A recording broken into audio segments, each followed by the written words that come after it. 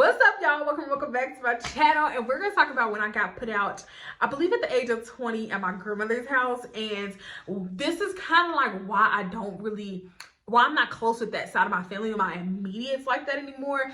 Really, from that story time, like I haven't looked at them people the same since that time. So let's get into it. Okay, so in 2016, there was a story that I could have told today, but I'm not, because I feel like when I did the poll the other day asking y'all which video y'all wanted to see first, y'all said the story time about why I don't mess with my family. This is the story time. So I want to say first things first. I was kind of caught off guard when this whole situation had begun, and I feel like looking at the situation now, I should have been prepared because everybody was on the chopping block at that point. So in 2017, we had moved from my cousin's house. She had her own apartment, and it was like a one-bedroom. Well, it was a two-bedroom turned one-bedroom. So the bedroom that was supposed to be a bedroom at the time, they had broke down like a wall and then the door. So it was like an open living room situation, and then you had her bedroom in the back. So I had found myself a lot of the time just hanging out in her room because she was like never in there for real. So I would just be in her room and everybody else would just be like up front and things like that in the house. So mind you, this is like right after the whole fight situation. So like everybody's still talking shit about my mom. Like she's not the topic of conversation every single day, but like it does keep getting brought up. So we was there for like a solid month and a half, maybe less time than that, before my grandmother had found an apartment. Well, not an apartment, a house. So we ended up moving back to the west side of Indianapolis, and I was excited because I like the west side of Indy. Like that's probably one of my favorite sides of town. But I do like downtown Indianapolis. I don't know, we're not here to talk about that. But yeah, so we had moved back into our own spot, and my grandma had went and got, I remember her going to like Rent-A-Center or something. I was able to pick out my own bedroom set, and she was paying monthly on that. Now mind you, y'all, I was at this point 19, 20, I want to say 20 because I had turned 21 at that place. So my grandma had like got my bedroom set and things like that, and it was cute. If I can find footage, I'll show y'all in this video, but it's not really prevalent to the store, so maybe not. So as we're there, I'm like talking to guys a little bit more, like on POF, on Meet Me, on Facebook and things like that. Like I'm talking to guys more. I'm finding myself retreated more into my room because I'm still off of the cusp of what happened with my mom. Like my mom's home from prison. I hadn't seen her in 8 years, but I'm like not around her at this time frame. Like I've cut her off again over some bullshit. So stuff that honestly could have been talked about that didn't have to be such a big blow up, a big fight, a jumping, if you will. Like it didn't have to be that, but that's what happened. But like I said, we're gonna talk about that in a different video. So I started hearing my grandmother like, and the crazy part is, I don't even know why this started. I just know that my grandma, like, she was at the point, I'm guessing she was ready for me to get up out of her house. Like, I don't know what that was. Like, I have no clue. But she was definitely giving me the vibes of like, I don't want you near me. I don't want you around me type thing. And if you know older Black grandmothers, then you know the vibes that I'm talking about. So I was like feeling that energy. Okay, like I was definitely feeling that energy.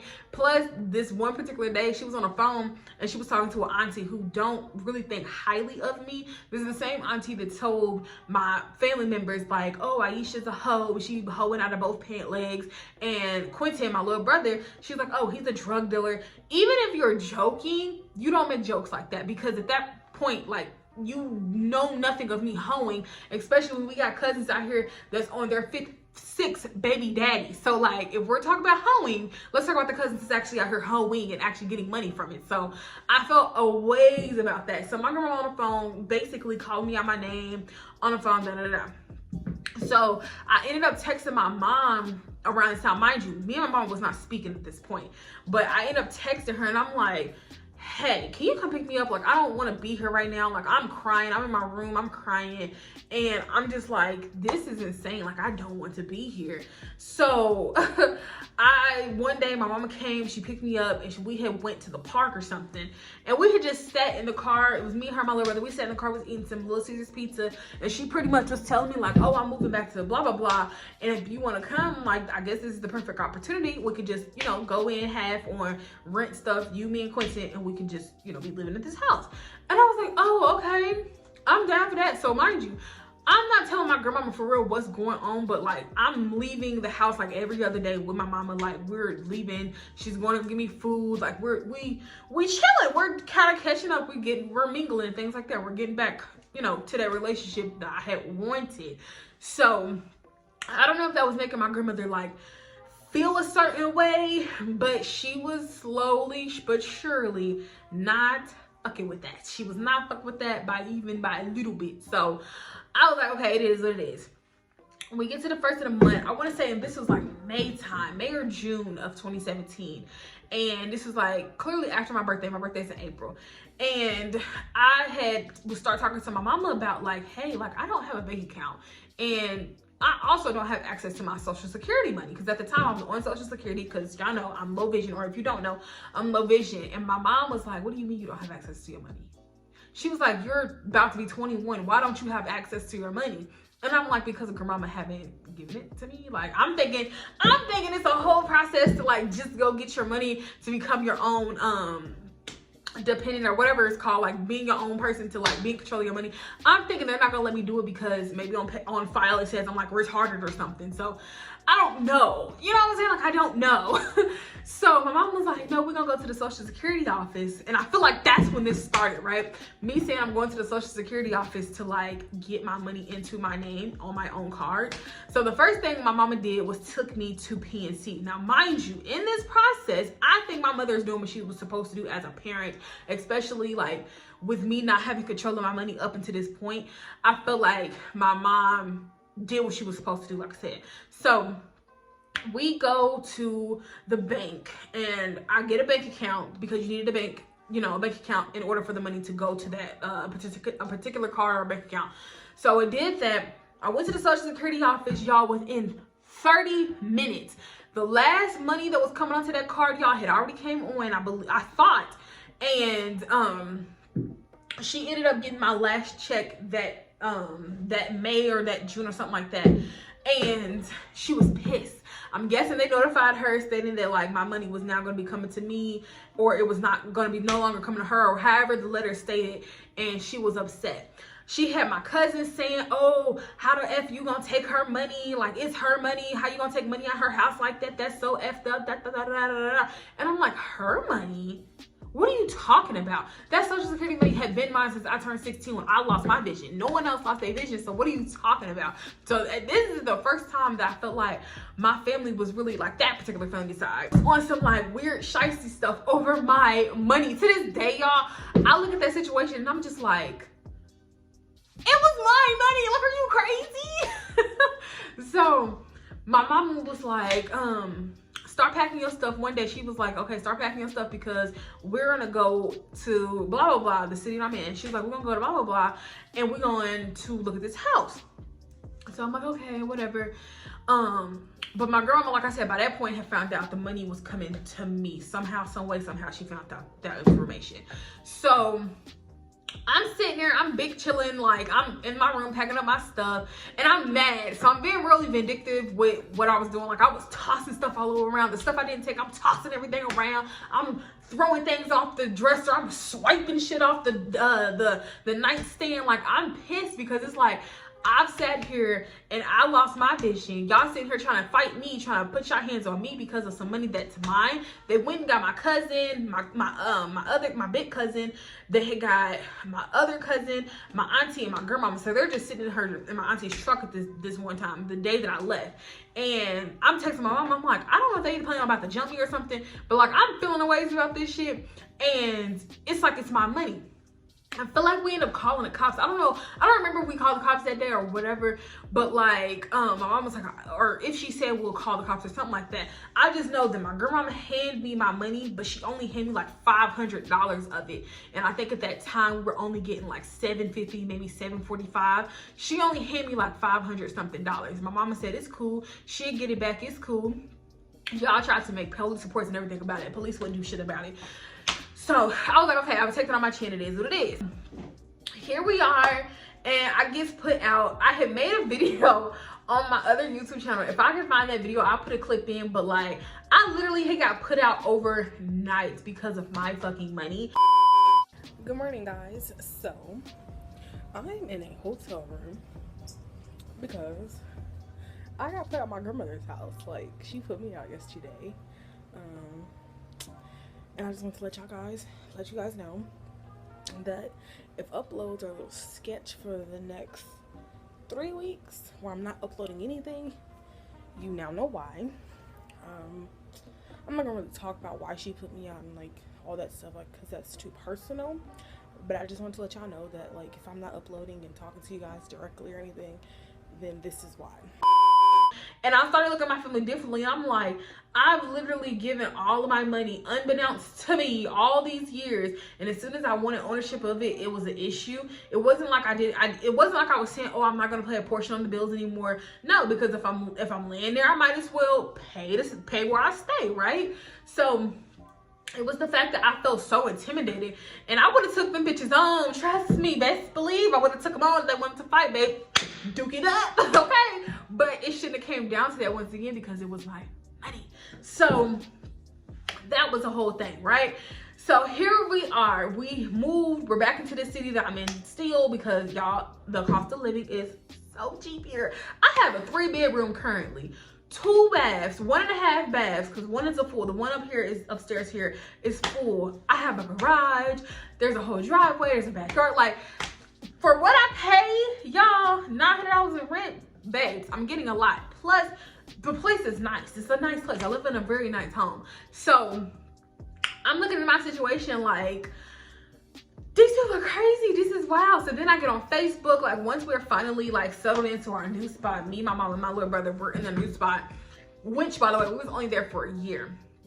And then we ended up, I got on Section 8 and all that stuff, but I'm getting a little bit ahead of myself. So after we get out, after I got away from that situation, I had literally found myself like so sad, so depressed, because I'm like, the people that was around for 8 years, I felt like they had turned their backs on me. And I didn't talk to my grandmama for real until like a year after that. Like around Mother's Day 2018 is when I had talked to my grandmother again for real, because I was like, I felt so hurt, so betrayed. What was fucked up is, okay, every time my grandma had a doctor's issue, like she had a problem at the hospital, right? I felt like I was always there making sure that I was there, right? I'm missing school because I want to be there by her side, right? People are telling me at school, ask me at school, why are you missing so much school? And I'm like, because my grandmother's in the fucking hospital, right? And they're like, oh, no one else can be there with her. I mean, they could, but they're not, you know what I'm saying? So then doctor's appointments, I'm finding myself, especially after I graduated, I'm finding myself going with her early morning doctor's appointments. I'm sitting up waiting all day long at the doctor's office with her. And I'm like, my early 20s was really spent with my grandmother. Like, they was heavily with her. So the fact that that was going on was crazy. So months later, I remember me and my mama had took our clothes to the laundromat, and we was like just on Facebook chilling. We was just sitting there chilling, and my cousin had put a post up on Facebook or something about some fighting, and I think it was addressing to my mama. Like the way she was saying in the post, it just made sense, like it was coming at my mama. And my mama was like, what the F is this so-and-so talking about? And I'm like, what is happening right now? Like, these people, like, y'all are insane. Y'all are actually like mental. Like, what is wrong with y'all? So it's like Facebook drama going on, and I'm like, this is so unnecessary. So at this point, like, we still really not talking to them for real. Like, we haven't went up there to Indianapolis to go visit them. When we do go to Indianapolis, they're definitely not the talk of the fucking town. Like, we're not socializing with them at all. So I would say that the rest of 2017 was kind of like chill. Me and my little brother had decided that we was ready to like get into our own place, because at that point he was coming up on his last year of high school. My little brother graduated high school 2018, I want to say, because that summer, like a month after my little brother graduated high school, we were literally moving into our own place. A month after that, homeboy had his first car. So like, we was doing it, okay? We was definitely on our shit for real. So here we are. here we are, you know, navigating, Quentin learning how to drive. Why I can't see you? Get in the camera! Y'all nigga mobile now. Nigga, Bitch. no, you're not. Yeah. Quit move! Hey, See, that's why I wish I had the thing right here. So when you get your car, we could just put it up here like this. Yeah. Anyways, he got his permit today. Well, we gotta go back and get it. So that's It's like exciting. the second time coming back here. I still Yeah, want they're my sausage. asking for too much. Like, Yo, I really need my sausage McMuffin. too much. I need my sausage McMuffins right now. I don't know what I want from. I probably want My sausage McMuffin. 2 chicken sandwiches. Here comes the maker of the muffin. My money. Here comes the maker of the muffin. She's not gonna want to be on camera. I don't care. Hello, Why you maker blowing of my the fucking horn? How you know that was your horn? Don't you think I know what the hell my horn? Why are you sound talking to me like that? Who the fuck you got me on video with?